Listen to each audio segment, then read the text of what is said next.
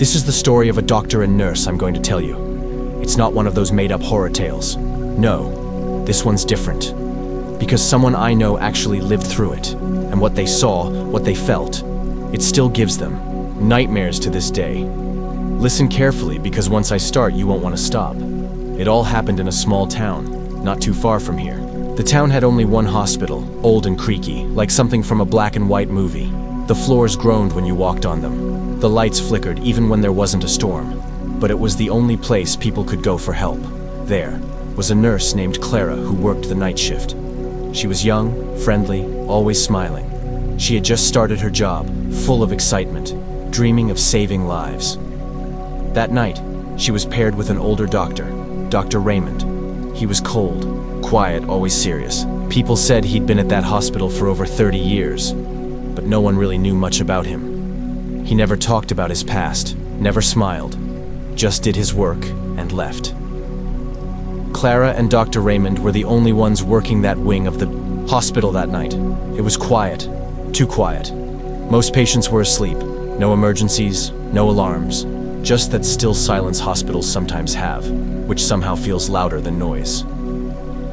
Around 2:15 a.m., Clara was walking down the hallway when she saw something strange. A room light, room 302, was on, but that room was empty, or so she thought. She had checked the patient list earlier, and no one was supposed to be in there. She went in to check. The bed was perfectly made, untouched. The air was cold, colder than the rest of the hospital. And then, just as she was about to turn around, the monitor beeped.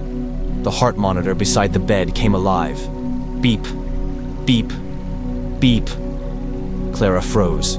There was no one in the bed, no one hooked up to the machine, but the monitor showed a heartbeat. Clear, strong, beep, beep, beep. She backed away slowly and went straight to Dr. Raymond. Room 302, she said, trying to stay calm. There's something wrong. The monitor is showing a heartbeat. Dr. Raymond looked up slowly. His face didn't change. Don't go in that room again, he said, his voice low and cold. Clara was confused. But the equipment... I said don't, he snapped. That room is off limits. She didn't argue, but something in his eyes bothered her.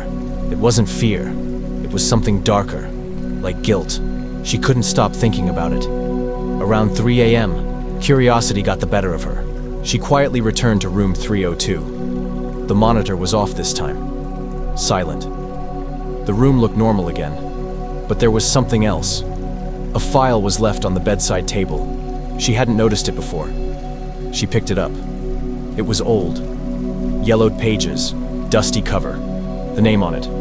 Patient, Evelyn M. She opened it slowly. Evelyn had been a patient years ago. According to the records, she came in for something minor, a fever, but she never left. She died during a routine procedure. There were whispers of a mistake, a surgical error. The surgeon's name was blacked out, but Clara saw something else at the very end of the report, barely visible under faded ink. Dr. R. Raymond. Her heart sank. Dr. Raymond. He had operated on her, and she had died. Suddenly, she heard a soft sound behind her. A slow, dragging sound, like someone pulling their feet across the floor. Clara turned. There was a woman standing in the doorway. Pale skin, wet hair like she had just stepped out of a cold bath. Her hospital gown was stained. Her eyes, dark, hollow, almost glowing. Clara couldn't scream. She couldn't move. The woman raised her hand and pointed at her. "You shouldn't be here," she whispered. Clara ran. She didn't look back. She rushed to Dr. Raymond's office. Bursting in, she shouted, "Who is Evelyn M?" Dr. Raymond didn't answer. He sat there, hands folded, eyes staring into space. She was the only one, he finally said.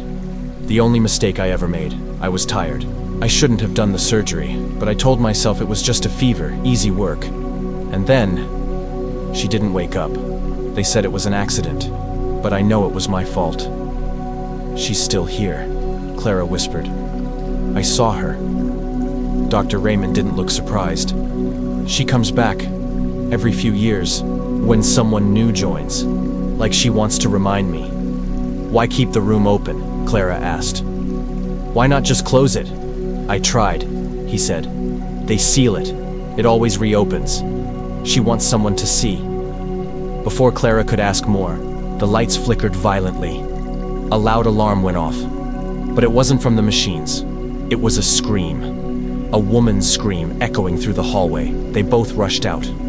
The hallway was ice cold. Room 302's door was wide open, and inside, the bed was no longer empty. Evelyn was lying there. Her eyes opened slowly, and she looked straight at Dr. Raymond. He stepped forward, whispering, "I'm sorry. I'm so sorry." Clara watched, frozen, as Evelyn sat up. Her mouth didn't move, but Clara heard her voice. Too late. The lights went out. When they came back a second later, Evelyn was gone.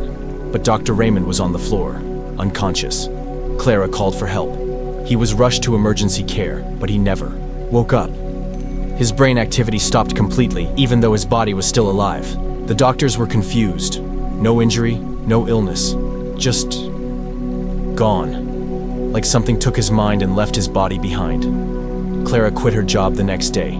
The hospital tried to cover it up. They said it was a stroke, but those who worked the night shift that week, they know. They heard the scream. They saw room 302 light up again.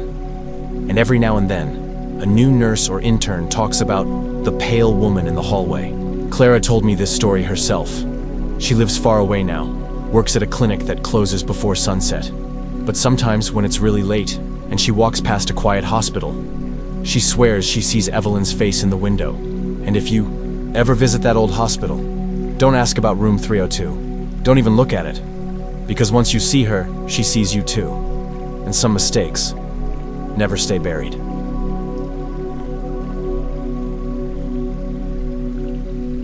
This story I'm going to tell you is about a nurse named Emily and a doctor named Mark. It's a real horror story, and it happened in a hospital that's supposed to be a place of safety and healing. But sometimes, even in hospitals, the worst things can happen. Listen close, because this one will make you think twice before going to a hospital late at night. Emily was a nurse who worked the graveyard shift at a big city hospital. She was new there, fresh out of nursing school, and eager to prove herself. She was kind, careful, and always ready to help. But the night she met Dr. Mark, everything changed. Dr. Mark was the head of the emergency department. He was respected, smart, but he had a strange way about him. He was calm, almost too calm, even in the most stressful moments. He never smiled, never joked. Some people said he was cold, but Emily thought maybe he was just serious about his job. One cold winter night, Emily was finishing her rounds when she noticed something odd. A patient in room 19 was not responding. The heart monitor was flatlining. She called Dr. Mark right away. Mark came quickly. He checked the patient, an elderly man, and then did something strange. Instead of rushing to resuscitate, he stared at the man's face for a long time. Emily felt uncomfortable. "Shouldn't we start CPR?" she asked. Mark shook his head. "No, he's gone." Emily hesitated but stepped back. She watched as Mark covered the man with a sheet and left the room without a word. The next day, Emily tried to learn more about the patient. She looked at his chart but found something strange. The man's records were incomplete, almost erased. No name, no family contacts, nothing. That night, Emily's curiosity grew. She asked other nurses, but no one would talk about room 19. Some whispered that the room was cursed or off-limits. When Emily asked Dr. Mark about it, he just warned her, "Stay away from that room. Some things are better left alone." Emily didn't listen. The next night, she decided to check room 19 again. The hallway was empty and cold. She reached the door, but it was locked.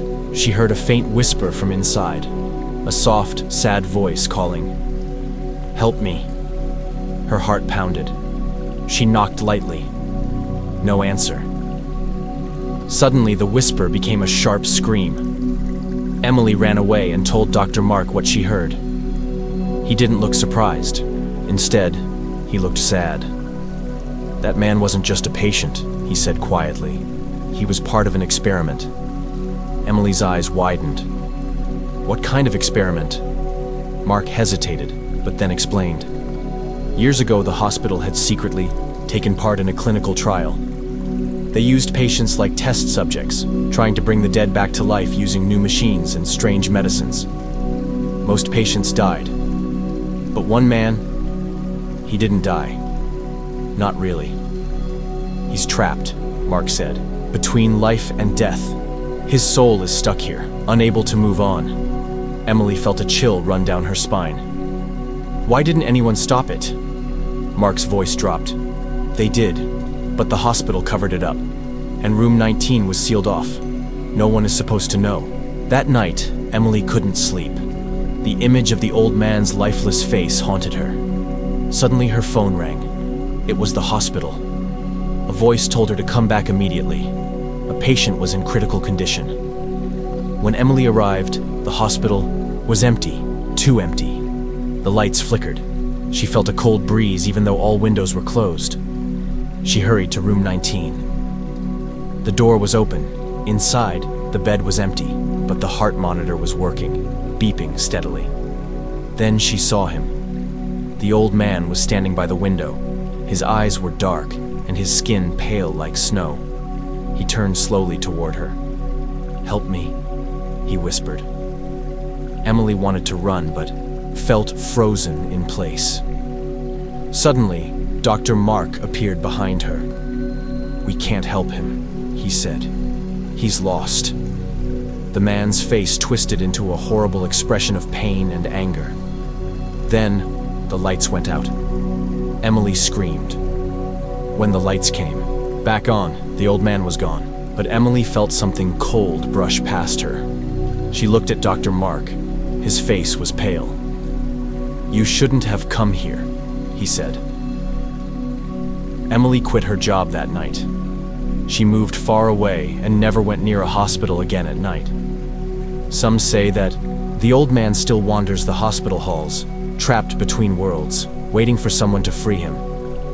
And if you ever hear a whisper or a scream when you're near a hospital at night, maybe it's him. So next time you visit a hospital late at night, remember Emily's story, because not all patients can be saved, and some things are better left alone.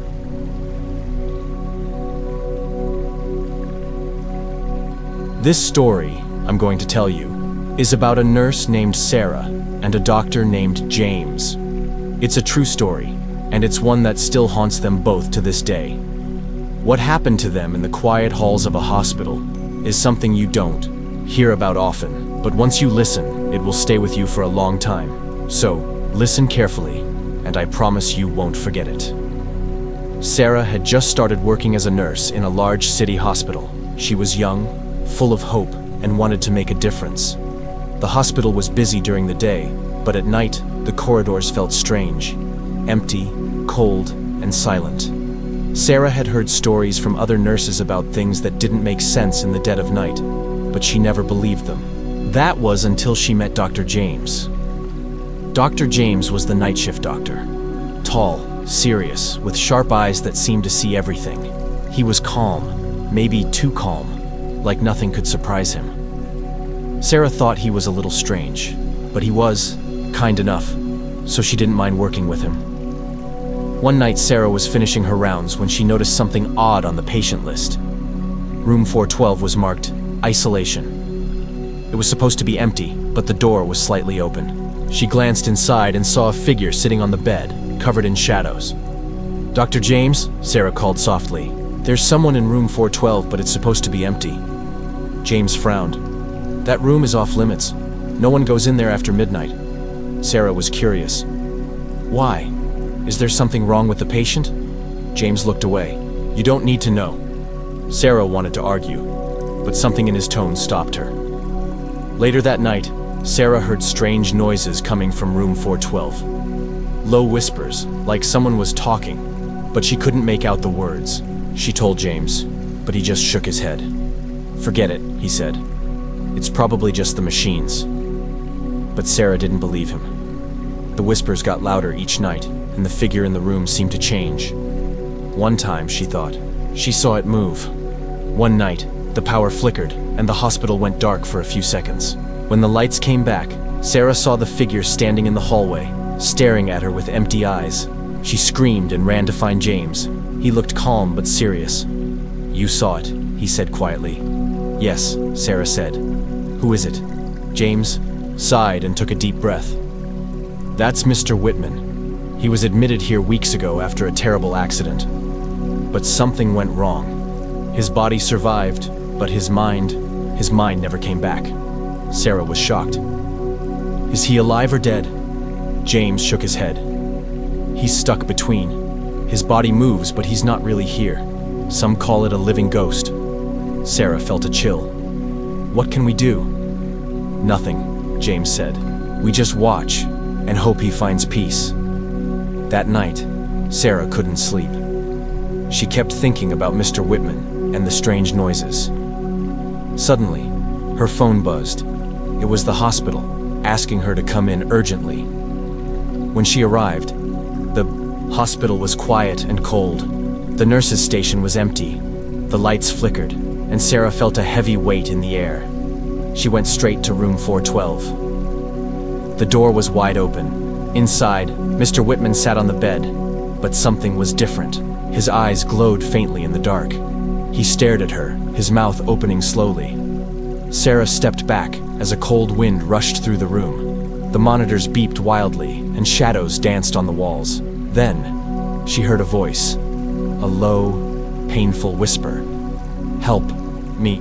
Sarah wanted to reach out, but her body froze. The temperature dropped so fast she could see her breath. Suddenly, James appeared behind her. "We can't save him," he said sadly. "His soul is trapped." The room grew darker, and the shadows seemed to stretch and reach for them. Sarah closed her eyes and took a deep breath. When she opened them, Mr. Whitman was gone, but the feeling of dread stayed with her. After that night, Sarah left the hospital. She couldn't work there anymore. The memories of Mr. Whitman and the haunted room stayed with her, a reminder that some things in this world can't be fixed with medicine or science. And the next time you walk past a hospital at night, remember this story. Because sometimes, the scariest things aren't monsters or ghosts, but lost souls trapped between worlds, waiting for someone to help them find their way home.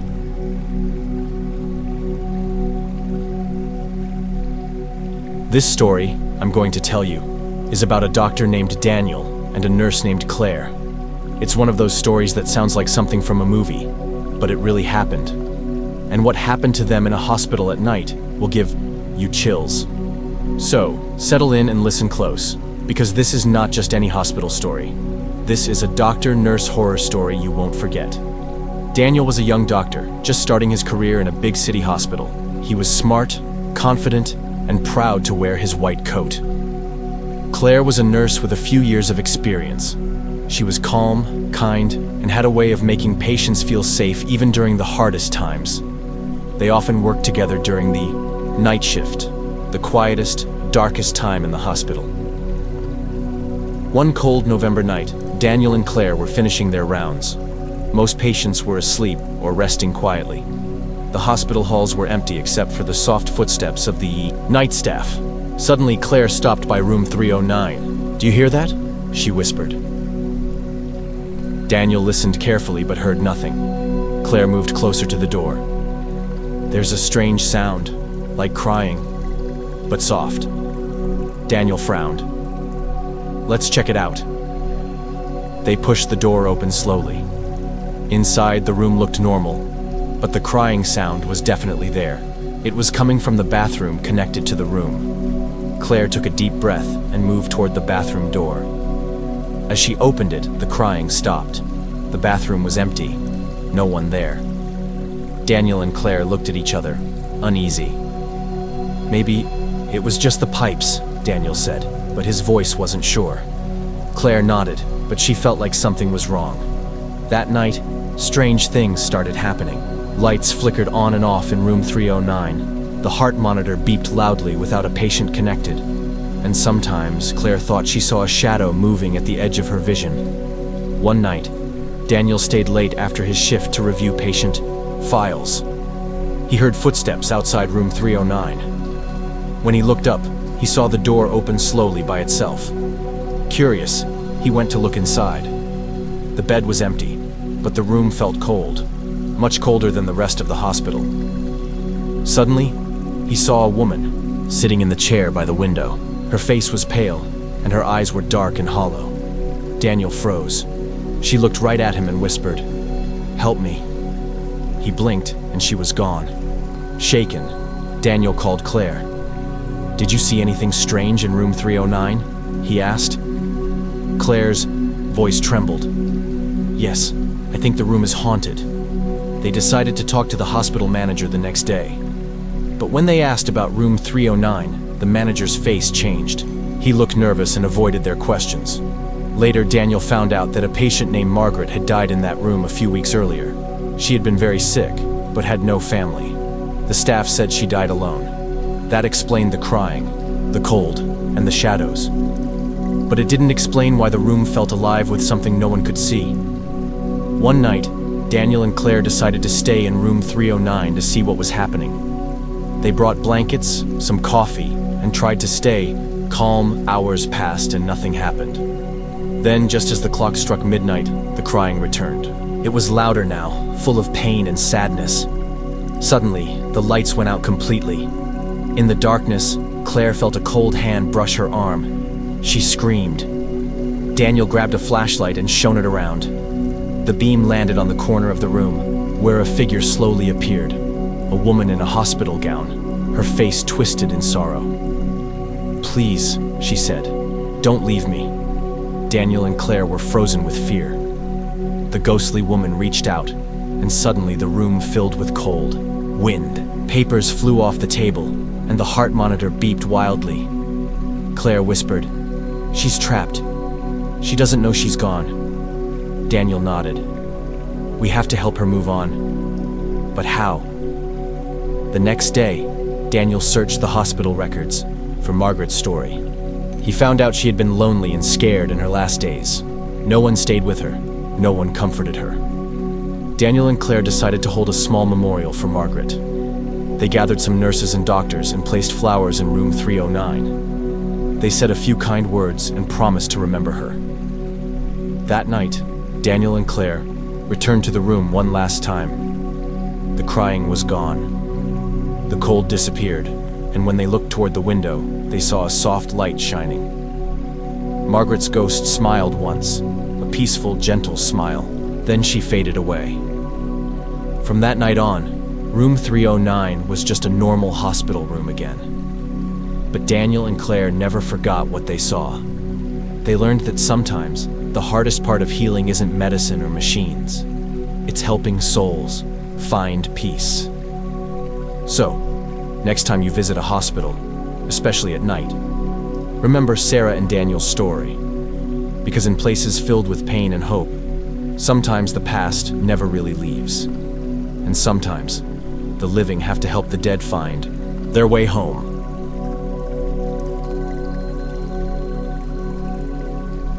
This story I'm going to tell you is about a doctor named Mark and a nurse named Emily. It's not one of those stories you hear every day. It's a real story that happened in a hospital where things got so strange and scary that Mark and Emily still talk about it in whispers. So, if you're ready, listen carefully, because this doctor-nurse horror story will stay with you long after you've heard it. Mark was a well-respected doctor, working in a city hospital that was known for its busy emergency room. Emily was a nurse with many years of experience, calm and strong, who knew how to handle even the worst nights. They both worked the night shift, which was often quiet but sometimes full of surprises. But no one could have prepared them for what happened one cold winter night. It started like any other night. The hospital was mostly empty after midnight, and the hallways were silent except for the soft hum of machines and the occasional footsteps of the night staff. Mark was checking on patients while Emily prepared medications in the nurses' station. Suddenly, the emergency alarms blared through the building. "Code Blue, room 217, the loudspeaker announced. Mark and Emily rushed to room 217. When they arrived, the room was dark, except for the faint blinking light of a heart monitor. The patient, an elderly man named Mr. Collins, was lying still, pale and unresponsive. Mark quickly checked his pulse but couldn't find one. Emily started CPR while Mark called for more help. As they worked to save Mr. Collins, strange things began to happen. The lights flickered violently, the monitors beeped in strange patterns, and a cold chill filled the room. Emily felt her skin crawl. Suddenly, the door slammed shut behind them. Mark tried to open it, but it was locked tight. Emily's voice shook as she said, "This can't be happening. We need to get out." Mark kept working, desperate to save the man. Then, out of the corner of his eye, he saw a shadow move near the window. He looked up and saw a figure standing there, tall, dark, and silent. The figure didn't move but seemed to watch them closely. Emily noticed it too. "Who's there?" she asked, but no answer came. Then, the heart monitor flatlined. Mark sighed. He's gone. But the shadow didn't leave. It stayed in the room, unmoving, almost like it was waiting for something. Mark and Emily were frozen with fear. Suddenly, the shadow stepped forward, and its face became clear. It was the face of Mr. Collins, but twisted and pale, like a ghost. "Why are you here?" Emily whispered. The ghostly figure pointed to the heart monitor and then to the door. Mark suddenly realized something. We're trapped in the moment of his death. This place, it's stuck in time. Emily felt tears in her eyes. "How do we get out?" The ghost looked sad and said, "You must help me finish what I started." Mark and Emily looked at each other, confused. "Finish what?" Mark asked. The ghost explained, "I had a secret. I was hiding something important. Find it, and you'll free me." Without another word, the ghost disappeared, and the door unlocked with a loud click. Mark and Emily left the room, hearts pounding. They decided to search through Mr. Collins' belongings to find the secret. After hours of searching in his locker and files, they found an old, hidden diary. Inside, Mr. Collins wrote about his guilt over a terrible mistake he made years ago. He was a doctor once, but he caused the death of a patient and kept it secret. He said he wanted to confess, but never had the chance. Mark and Emily knew what to do. They contacted the hospital board and told them about the diary. The truth came out, and the hospital decided to honor the patient who died because of Mr. Collins' mistake. They also made sure the story was remembered, so no one would forget the lesson. That night, Mark and Emily went back to room 217.